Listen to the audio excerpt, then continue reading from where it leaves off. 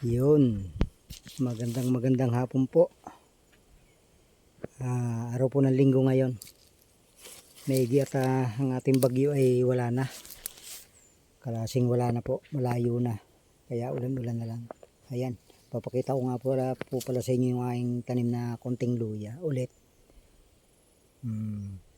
Tubo na po. Nakasibol po siya ng maayos na. Ayan. Kaya lang yung banda puro na kukunti pa lang at kalalagay ko lang po ng mga nakaraan ng pinakang tabo niya.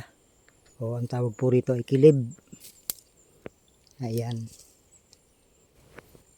Ngayon, pag po nagamasan ko na yan, hindi ko po mapasok ngayon kasi medyo babagong kakatapos lang po ng ulan. Baka po magka-diferensyan luya. Baka po halimbawa ay magkasakit. Kailangan po kasi talaga mainit, ginagamasan.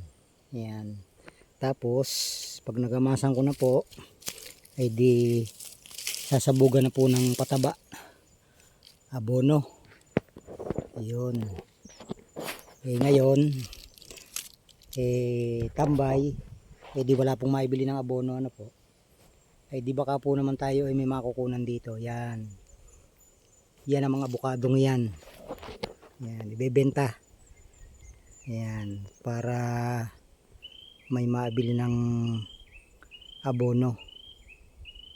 Ayun. Kailangan po dito ay mga siguro mga 10 kilong abono. Yan. Pag ganun. Yan. Para siya ay lumusog. At saka po meron pang konti dito sa kabila, oh. Yan.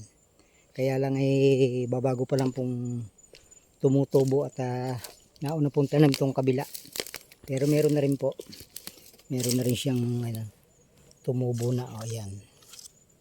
Ayun. Ayan. Yan, marami-rami na rin po. Kaya lang di may mga damo-damo kagaya nito, oh. Ayan, dapat ay maalis yan bago sabugan ng abono ng pinakang pataba niya. Ayan.